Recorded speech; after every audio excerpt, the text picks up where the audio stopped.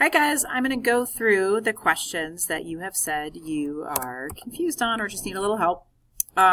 First of all, I want you guys to share what you think the answer should be. And then I'll kind of fill in some of these gaps here, and hopefully you guys say exactly what I said. And if not, now you can see what you need. Okay, so that's how we're going to do this. So let me start with question 3. You can see the question right here. So really what you want to do with this is kind of break it down for each one, okay? So for the Dutch, you want to think about where are they, what are they doing, how are they interacting with people that are there, and how are they coming up with their own unique take on colonization. So where are the Dutch? New York, okay? New Amsterdam, New Netherlands. Do they stay there very long? No. They are pushed out by the English, who basically take them over relatively easily, kind of twist their arm there, mostly because they have more of an interest in their East India and West India trade. So that's really all you need for them. Looking at the French, we're going to see a lot more interaction with Native Americans, right? So first of all, where are they? Canada. And also, I would say, the Great Lakes region. What are they doing? Fur trade and timber trade.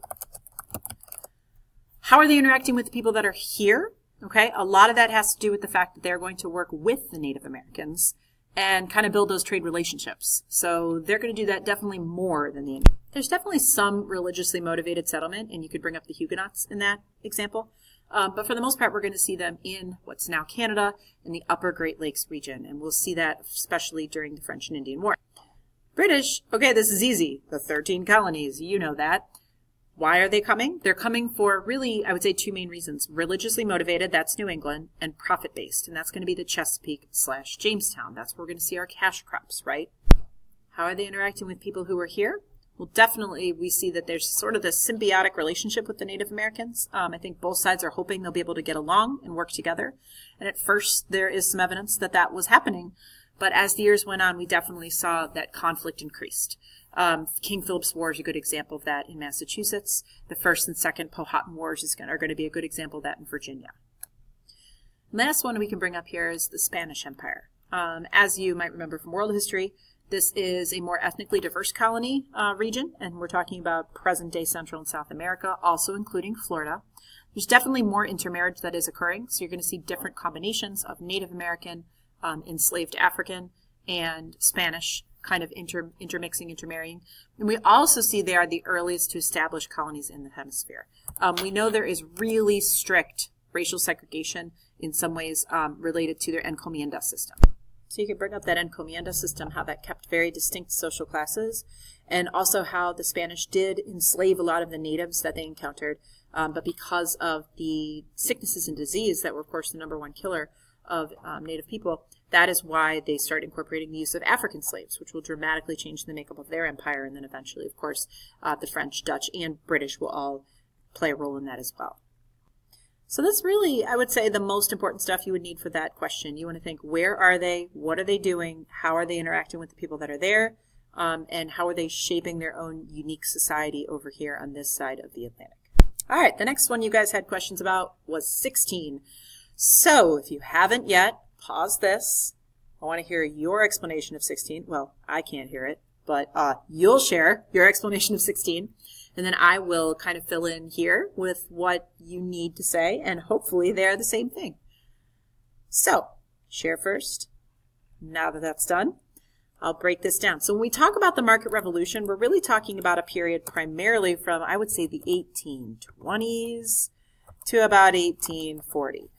Really, the bottom line is it's after the War of 1812. Right? And we've got this new feeling of nationalism, the desire of the United States to sort of expand and kind of stand on our own 2 feet. And so we see that politically, but for this question, you want to focus on that economically. Henry Clay's American system is really a must-have for this question. You want to explain what that's trying to do, how that's federal money for internal improvements. When we say internal improvements, we mean things like roads, canals, waterways, using the steamboats to kind of use those waterways, and eventually the railroad. So the railroad is really the tail end of this period. I would focus a lot more on roads and canals. The Erie Canal is a great example of a waterway that's going to transform the way we spread goods and ideas. And it really creates the New York City that we know. You know, that was DeWitt Clinton's brainchild there. He pushed for that. and it really did create that. So we also see the textile industry really grow in New England, of course. And the Waltham system is that idea that we're going to have these young single girls, 14, 15, not much younger or older than you are, working in these factories, living on the campus. And it's really the first time we see women taking part in work outside the home here in the United States. So that's kind of new, and that's going to create that new identity. So when we talk about sectional interdependence, we're going to talk about how does that sort of tie all these regions together. So the southern cotton is a really integral part of the northern textile industry. And that cotton gin really led to an increase in slavery and also productivity. So that's going to feed those northern textile mills. That's going to replace tobacco as the chief export and bring a lot of wealth, but also bring a lot of social inequity to the South. We know that the plantation owners will have a tremendous amount of wealth. Those in the backcountry really don't get to enjoy all of that, and there is going to be a huge gap between the rich and the poor there in the South. So what does the market revolution do here in the West? Well, we're really going to see that steamboat play a really big role in the rivers, the Ohio River and the Mississippi River being two of them. We'll see cities like Wheeling, West Virginia, Cincinnati, Ohio, St. Louis, Missouri start to grow during this era.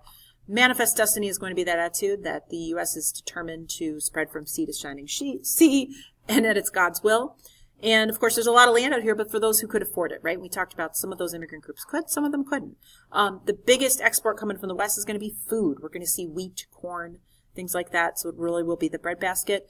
And increasingly, the Northwest and New England will be linking up, and a lot of that comes down to Clay's American system through the canals and through the roads, and eventually the railroads that are really going to be better planned and able to link those together. All right, your next question was 11. And first off, pause me. You guys talk about what belongs in this question and how do we see the Marshall Court really trying to assert federal power over the states. Let's see what you come up with. Now let's hear what I'm looking for. So I told in seminar we went over this a little bit, and there's really two must-haves for this. You gotta have Marbury. Okay, I can type. And you gotta have McCulloch. So let's start with Marbury versus Madison. This is the case involving the Midnight Judges. Remember, John Adams is on his way out. We've had our Revolution of 1800. We've got a party switch here, right? Jefferson is not okay with Adams packing the court with a bunch of Federalists. So this is really the root cause of this argument. So what it comes down to is Marshall's court is going to rule a little bit in favor of both sides. That's not the significance. The significance of this case is judicial review. You've got to talk about how we now see the Supreme Court really bring that power to determine whether or not a law is constitutional. That is huge. That is still affecting us every day. That's what the Supreme Court does. It's a really powerful power that they're going to sort of incorporate from that. So we have John Marshall to thank for that. The next must-have case for this one is going to be McCulloch versus Maryland. This is an 1819 case involving the Second Bank of the U.S. Whoop, whoop, whoop. There we go. Okay, so let's break this. So Marshall's court is really going after Maryland here because Maryland tries to tax that national bank because they hate it. They think it's overreaching. They think it's a power that doesn't belong in the national government. So what Marshall's court really does here is sides with the federal government. And they say, the power to tax is the power to destroy.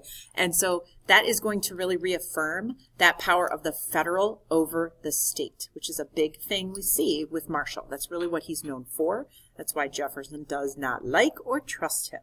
So really, you need to have these two. And then I would say you really should add at least one more. I'm going to give you a couple to choose from. So you could go with Gibbons versus Ogden. This is the so-called steamboat case between New York and New Jersey, and they're arguing over who gets to control the water, right? And so Marshall's court rules that Congress, national government, Congress has the power to regulate interstate commerce. Dartmouth College versus Woodward. This one is really looking at contract law. It's also a state versus federal issue, so you could bring that up. Fletcher versus Peck. This has to do with that Yazoo land claim in Georgia. It's also another one related to contract law and kind of again, reaffirming federal over state, saying the states cannot violate the contract. So I would pick one more to kind of back that up there, and that would be good for that question. All right, next one you wanted was question 9. In what ways did the Constitution solve the problems of the Articles of Confederation, and in what ways did it leave many problems unsolved? So let's pause, have a discussion, and come back. All right, so let's talk about it. So Articles of Confederation were a nice first try, right? But they just weren't working. And so you want to make sure you break that down. So you want to start off probably by talking about the major problems. So there's a lot of issues with the Articles, but I would say the biggest one is this one. There's no power to tax. States are supposed to just give money because it's the nice thing to do. And so they're running out of money, right? They're passing ridiculous laws on each other. Taxes and tariffs. So there's no one regulating trade. It's up to the states to do that. There's no official currency, so the economy's a mess. There's no federal government. Okay, this is a loose confederation of 13 states, and by the way, they have to be unanimous to get anything changed or approved. Good luck with that. I'm looking at you, Rhode Island. And also, there's this fear of too much democracy, but at the same time, too much aristocracy. And so they're kind of like, really waffling on that and not sure how to deal with that. So really, after Shays' Rebellion, it becomes glaringly obvious that these are not working. They need to throw them out and start new. All right, what's better in the new Constitution? Short answer, a lot. However, there's still some things that really need to be worked on. So, okay, we know the new Constitution creates a federal government. That's a huge break. And it also makes the states subordinate. Now, that's going to make some people nervous, right? Those are the anti-federalists who are not okay with this new government. They feel like it's way too big and powerful, and they're going to push back. We also have a new executive branch, meaning we have a president that actually has power. That power is described in the Constitution. It's very specifically laid out. So we have a limited government with checks and balances, and they felt very strongly that each branch should watch the other, right? They're coming off of a kingdom. You got to remember that. So that's affecting them. But they saw sort of the chaos that was happening when there was not enough power given. Speaking of checks, they're going to check us, right? At this point in time, we are not allowed to elect our senators. They are afraid that we will be duped by pretended patriots. I'm quoting Gouverneur Morris there. Also, the Electoral College is a check on us in a way, right? It's a check on what they called too much democracy. They were fearful, especially the southern states that knew they weren't going to get a lot of immigrants, and they were fearful that their voice would be lost. So that Electoral College is added in there to sort of ensure that that's going to happen. We have a bicameral legislature, a House and a Senate. That's part of that great compromise. So there are some really impressive things that they do, although there's definitely some things left undone. Voting rights absolutely must be expanded. And we're going to see that really Andrew Jackson will be the one that finally gets rid of the remaining property restrictions on voting. But of course, we still have race and gender restrictions on voting for a long time. Speaking of which, slavery, kind of a big deal and super vague in the Constitution because they knew they were not equipped to deal with it at that moment. So they left it very vague.